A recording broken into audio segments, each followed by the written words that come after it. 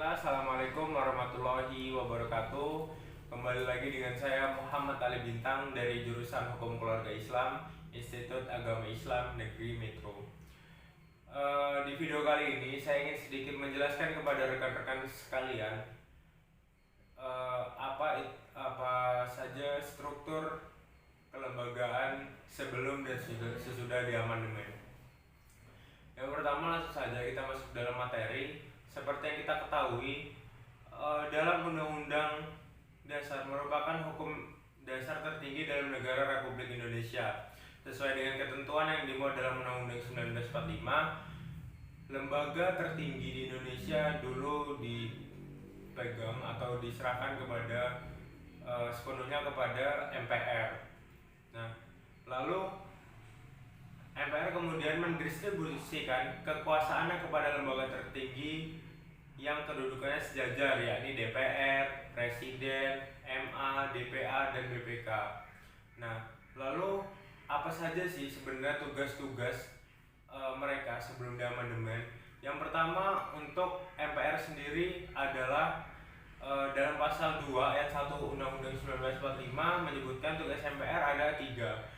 Yang pertama adalah yang pasti menetapkan undang-undang dasar, yang dimana karena MPR ini memiliki wewenang tertinggi, maka MPR memiliki hak untuk menetapkan undang-undang dasar. Nah, lalu yang kedua adalah menetapkan garis-garis besar haluan negara. Dan yang ketiga adalah memilih presiden dan wakil presiden, lalu mengukuhkan atau menetapkan mereka sebagai presiden dan wakil presiden. Tentu ketika MPR memilih presiden dan wakil presidennya, dan maka MPR juga memiliki wewenang atau tugas untuk memberhentikan keduanya. Nah, lalu bicara tentang wewenang, kita lanjut ke apa saja sih wewenang MPR dulu ketika sebelum diamandemen. Kewenangan MPR yang pertama adalah membuat putusan yang nggak bisa dibatalin atau tidak bisa dibatalkan oleh lembaga lain, termasuk GBHN. Nah, lalu yang kedua, meminta pertanggungjawaban presiden dan wakil presiden mengenai pelaksanaan GBHN. Yang ketiga adalah mencabut presiden atau mencabut jabatan presiden jika benar-benar presiden ini atau sungguh-sungguh melanggar aturan GBHN. Dan yang terakhir adalah mengubah undang-undang dasar. Nah, itulah tugas-tugas dan juga wewenang yang dipegang oleh MPR. Lalu kita lanjut yang kedua, di bawahnya itu ada lembaga tertinggi DPR. Saat itu apa saja sih tugas dari DPR ini? Sebelumnya, DPR ini adalah singkatan dari Dewan Perwakilan Rakyat. DPR ini juga adalah salah satu lembaga tertinggi setelah MPR. Yang seperti saya jelaskan di awal tadi, bahwasannya MPR ini dia lembaga tertinggi, tapi setelah MPR ini mendistribusikan lembaga tertinggi lainnya itu ke 5 lembaga lain, yaitu ke DPR, lalu ke Presiden, MA, DPA, dan juga BPK. Nah, sebelum diadakannya amandemen, tugas dan wewenang DPR adalah 1. Mengajukan rancangan undang-undang. Lalu yang kedua adalah memberikan persetujuan atas peraturan perundang-undangan atau yang kita ketahui adalah Perpu. Dan yang ketiga adalah memberikan persetujuan APBN. Dan yang keempat adalah meminta MPR untuk mengadakan rapat istimewa. Nah, itu tadi keempat tugas dan wewenang dari DPR. Kita lanjut, yang ketiga adalah tugas dari presiden sendiri. Seperti yang kita tahu, presiden adalah lembaga tertinggi sekarang. Akan tetapi sebelum amandemen, lembaga tertinggi itu presiden hanya memiliki tugas menjadi eksekutif, di mana presiden ini yang ditemani oleh wakil presidennya itu melaksanakan sebuah undang-undang dan juga semua rancangan-rancangan undang-undang yang setelah disahkan itu untuk dilaksanakan atau ditetapkan di Indonesia. Nah, seperti berdasarkan pada pasal 4 Undang-Undang 1945, Presiden Indonesia memegang kekuasaan pemerintahan. Nah, seperti saya bilang tadi, berarti presiden ini adalah pemegang kuasa eksekutif dalam negara kita, negara Indonesia. Nah, lalu yang selanjutnya adalah tugas dari BPK.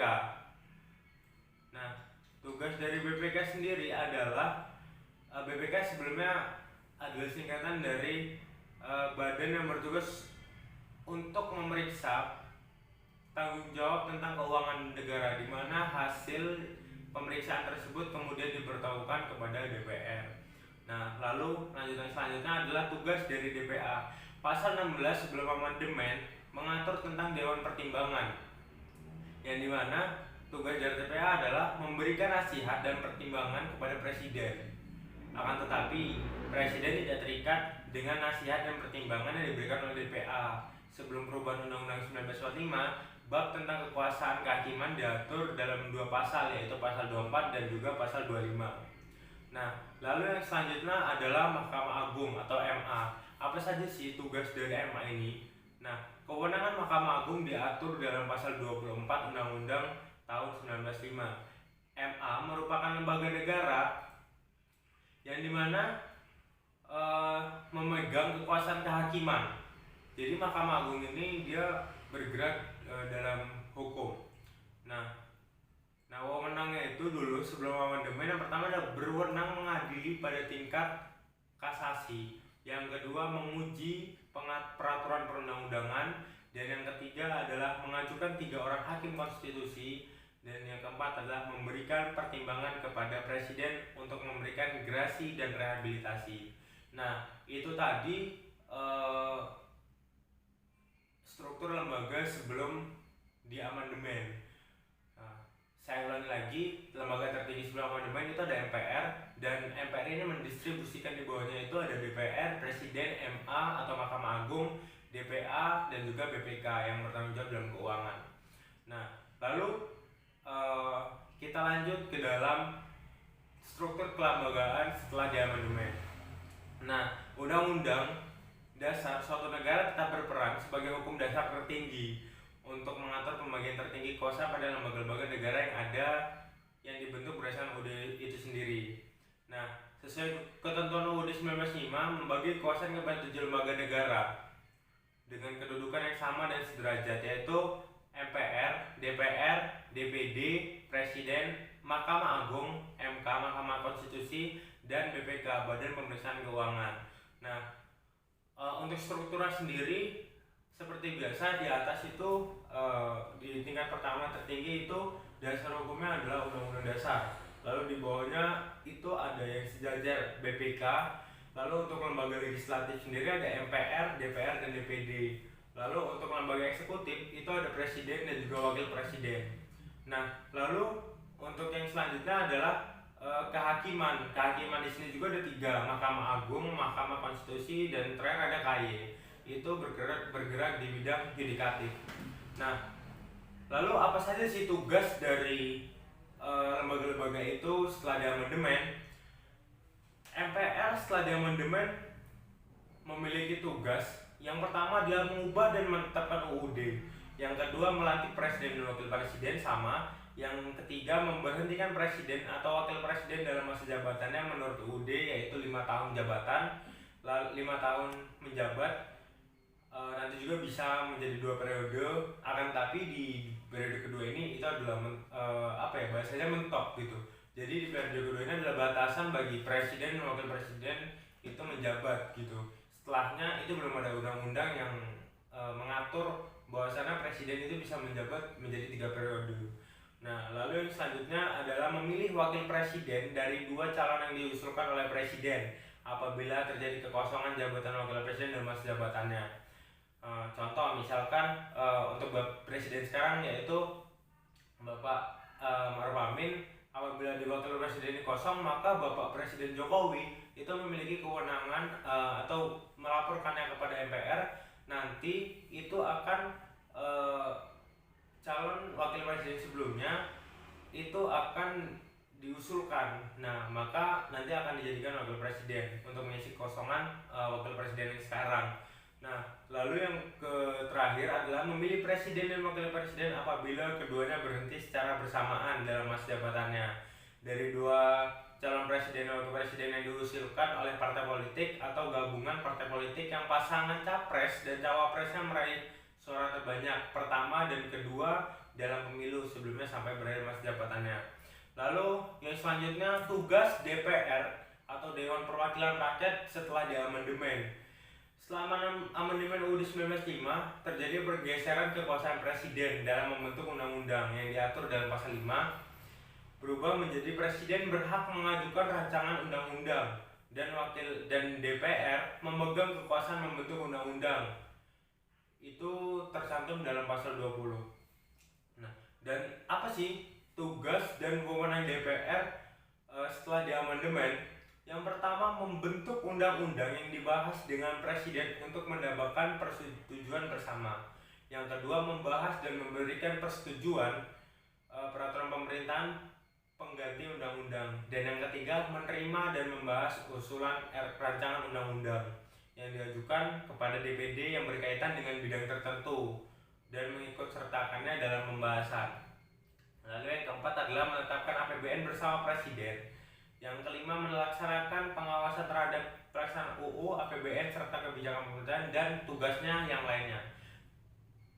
Nah, lalu lanjut yang selanjutnya, tugas dari DPD atau Dewan Perwakilan Daerah setelah diamandemen adalah mengajukan rancangan UUD kepada DPR yang berkaitan dengan otonomi daerah, memberikan pertimbangan kepada DPR atas RUU, APBN dan rancangan undang-undang yang berkaitan dengan pajak, pendidikan dan agama.